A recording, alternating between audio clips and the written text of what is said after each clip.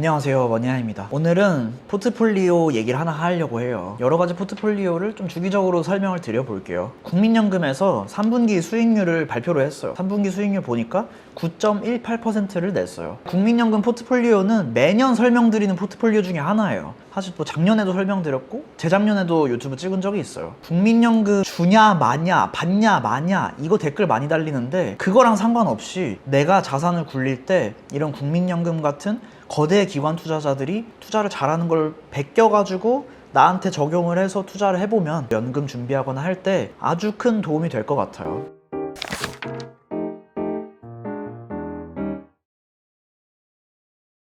그래서 몇 가지 사항을 몇 개 얘기 드리고 따라하려고 그러면은 어떤 자산들을 하면 좋을지 비율도 한번 같이 보고 그다음 뭐 어떤 상품들이 있을지도 한번 언급까지는 해볼게요. 국민연금 설명을 좀 드리자면은 국민연금 같은 경우는 세계 3대 연기금이에요. 그래서 1140조 원을 굴리고 있습니다. 우리나라 국민의 노후를 책임지고 있잖아요. 자산 규모를 9%를 불렸다는 거는 거의 뭐 1년 동안 100조 원을 벌었다는 얘기예요. 매우 잘한 일이죠. 9%가 별거 아니다 라고 생각하는 분들은 그러니까 투자를 작은 돈으로만 하셨을 경우가 높아요.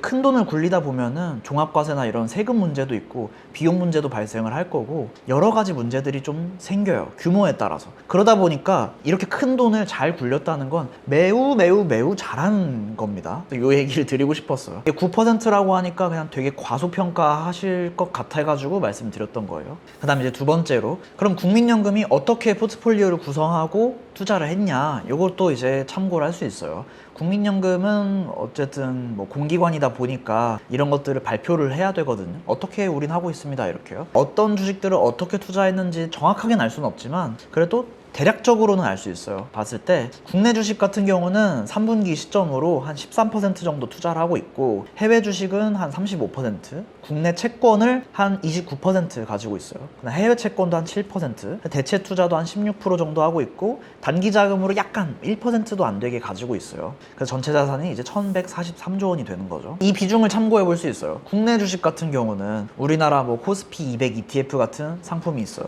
코스피 200 아니면 그냥 코스피 이런 지수에 따라가는 ETF가 있고 해외 주식 같은 경우는 뭐 글로벌 ETF가 있습니다. 뭐 MSCI 글로벌이라든지 아니면 요즘에 유행하고 있는 미국 S&P 500이라든지 이런 지수들로 따라서 투자할 수 있고 국내 채권 같은 경우는 국고채를 검색을 하면은 국고채 뭐 10년물, 30년물 이런 걸로 투자를 할 수 있어요. 또 해외 채권도 뭐 여러 가지 선택지가 있지만 뭐 브라질 채권 이런 이상한 채권 투자하지 마시고 미국 채권이나 우리나라 채권 정도로 투자를 해보시면 어떨까 싶네요. 그 다음에 이제 좀 어려운 게 대체 투자인데 대체 투자라는 말 자체가 한 가지 자산만 얘기하는 게 아니라 여러 가지를 뜻하는 거여가지고 요거를 따라서 투자하기가 조금 어려운 부분이 있어요.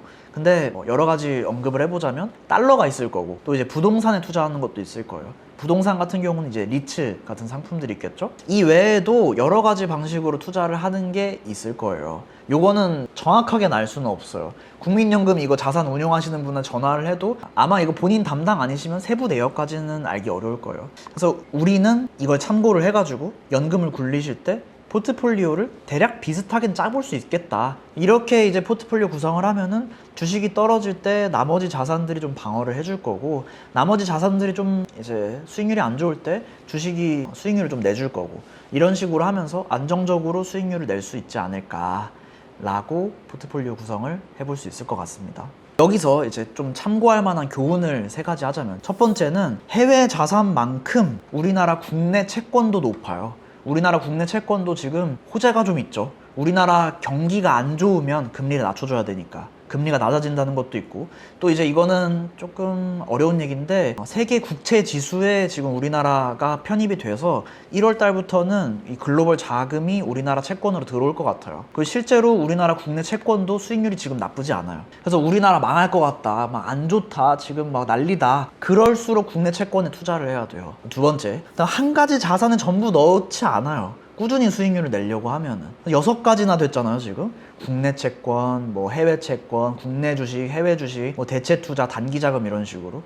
그래서 6가지나 되는 자산에 분배를 했어요. 우리 입장에서도 큰 돈을 굴리려고 하면은 당연히 뭐 단기적으로는 뭐 미국 주식이나 이런 데 넣고 수익률 막 이만큼씩 보고 막 나스닥 막 레버리지 3배 막 이런 거 투자해가지고 막 많이 보고 하면 좋겠지만 어떤 뭐 글로벌 뭐 경제 위기라든지 이런 게 왔을 때 한 번에 자산을 다 깎아먹을 수 있기 때문에 이렇게 꾸준히 연금을 준비한다거나 혹은 내가 은퇴 이후에도 자금을 관리한다고 했을 때 그때에도 자산을 이렇게 분배해가지고 투자를 하셨으면 좋겠어요. 자산 배분하는 걸 포트폴리오 투자라고 하죠. 그다음 세 번째, 우리가 생각했을 때 이렇게 안정적으로 굴리려고 하면 예금에 투자해야 된다고 생각하잖아요. 근데 이런 국민연금 같은 곳에서도 단기 자금은 거의 없어요. 뭐 저위험 상품, 예금 특판 이런 것들은 거의 없어요. 시사점이 있죠.